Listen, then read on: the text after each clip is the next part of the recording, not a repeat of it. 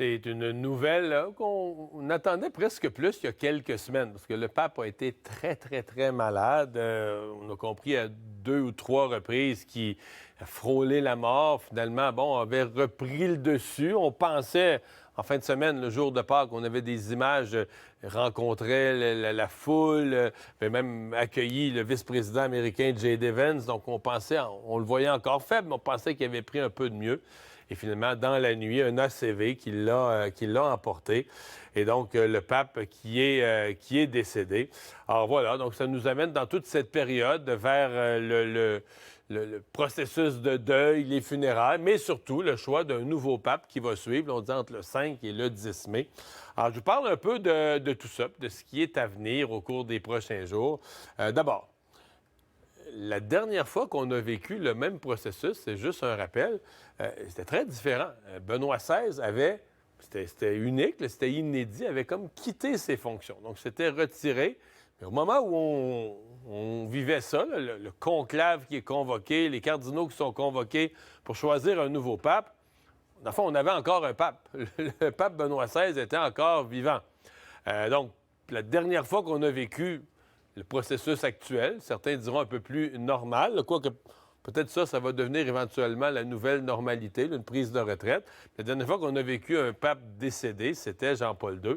Et donc, c'est pas... Là, c'était un conclave cette fois-là qui était plus régulier, mais c'est pas ce qu'on a vécu en 2013. Là, Benoît XVI était encore vivant lorsque les cardinaux se sont réunis. Comment ça fonctionne? Donc, dès l'instant que le pape est décédé, il y a une personne qui devient un peu le responsable de tout, là, qui prend la charge de tout ce qui se passe au Vatican. On l'appelle le Camerlingue, c'est le titre qui est donné à cette personne. Présentement, c'est Kevin Farrell, un Irlandais qui occupe ce poste. Donc, présentement, c'est lui, Monsieur Farrell, Monseigneur Farrell, qui est comme en charge là, de tout ce qui se passe au Vatican. Il est le cardinal, on dit, à la tête de la curie romaine, donc du Vatican. Et donc, en charge, quand on dit à la fois de l'organisation des funérailles, à la fois de la convocation, de l'organisation du prochain conclave.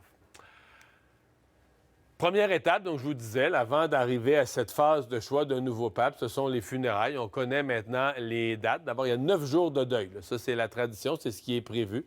9 jours de deuil lors du décès d'un pape. Dans ce cas-ci, les funérailles auront lieu samedi, le 26 avril. Ce sera précédé, donc demain, le 23, 24, 25, demain, jeudi, vendredi, 2 journées où la dépouille du pape sera exposée, sera en chapelle ardente à la basilique Saint-Pierre à Rome. Suivant ça, donc le conclave qui sera convoqué, donc tous les cardinaux qui seront convoqués 15 à 20 jours après le décès, donc ce qui nous fait dire entre le 5 et le 10 mai. Dans les rencontres qui vont précéder ça, il y aura des rencontres, des réunions de discussion où tous les cardinaux seront appelés. Et où ceux de plus de 80 ans et plus, vont pouvoir s'exprimer sur comment ils voient l'avenir de l'Église, sur quel genre de pape il faudrait. Donc, leur sagesse sera mise à contribution, si vous voulez, là, ceux qui ont encore la santé pour le faire. Mais lorsque vient le temps de voter, de choisir un nouveau pape, ce sont les cardinaux de moins de 80 ans qui sont convoqués. Il y en a 135, si je ne me trompe pas. Donc, ce sont ceux-là, vraiment, qui seront convoqués.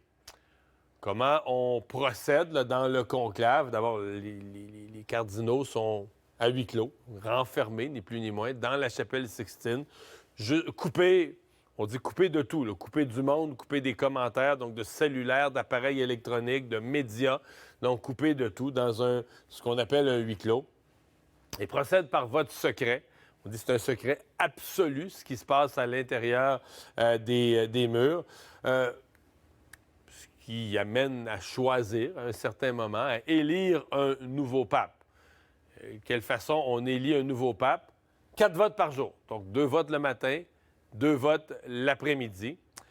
Et là, il faut atteindre un certain seuil, parce que ce n'est pas une majorité absolue. Là. Il faut qu'un des papes atteigne les 2 tiers des votes exprimés.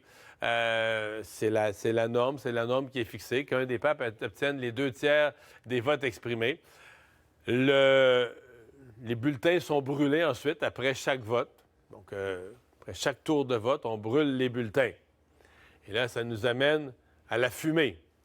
Quand la fumée est noire, ça veut dire que les bulletins de vote, oui, on n'a pas vraiment élu un pape, là. Quand la fumée est blanche, on a, bien là, la foule est là. Et donc, après que l'élu ait accepté, oui, c'est une étape à ne pas oublier. Bon, je ne sais pas si c'est déjà arrivé, mais un pape ou un cardinal pourrait refuser. Dire, moi, les 2 tiers m'ont choisi, mais je ne l'accepte pas. Mais je pense que généralement, la tradition, c'est une formalité. Et donc, lorsque la fumée blanche apparaît, que les gens la voient, les gens souvent qui sont nombreux, là, qui se retrouvent, qui sont réunis devant la basilique Saint-Pierre, bien, quand la fumée blanche apparaît, on sait, on a un pape. Abbiamo papa, vient dire quelqu'un, nous avons un pape. Quelques candidats. Écoutez, on nous dit que c'est de plus en plus complexe. D'ailleurs, la dernière fois, François le pape François n'était pas dans les candidats vraiment qu'on mettait comme favoris. Je vous donne quelques noms qui circulent. Et on dit que le pape François lui a nommé encore plus de gens là, d'une vague. Parce qu'il y a été un temps que ça se jouait en Italie. Là, puis c'est vraiment, les cercles d'influence étaient en Italie puis autour du Vatican. Là, c'est beaucoup plus mondial. Mario Grecs, de l'île de Malte, un cardinal de l'île de Malte. Peter Erdo, un Hongrois. Jean-Marc Aveline, un Français. Oui, il pourrait y avoir un pape qui parle français, d'origine française. Juan José Omeya, qui, lui, est de la région de Barcelone, qui est un Espagnol. Le cardinal Zuppi, lui, c'est un Italien. Je pense que c'est le cardinal de Bologne. Et curieusement, des gens d'un média français ont demandé à ChatGPT. On a dit à ChatGPT, avec toutes les influences, ce qui se dit, ce qui se passe dans l'Église, la représentation des cardinaux de partout dans le monde, lequel a le plus de chance. Et celui dont le nom est sorti, c'est le dernier ici, puis qui est trop Paroline, qui est le cardinal, je pense, de la région de Venise initialement, mais qui est présentement un des hauts placés là, au Vatican. Alors, le cardinal Paroline, qui pourrait être un des favoris. Puis il y a d'autres noms qui circulent, même un Philippin.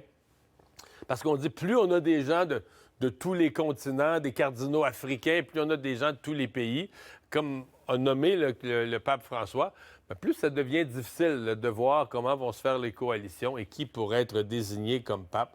Donc, ce sera à surveiller au cours des prochaines semaines.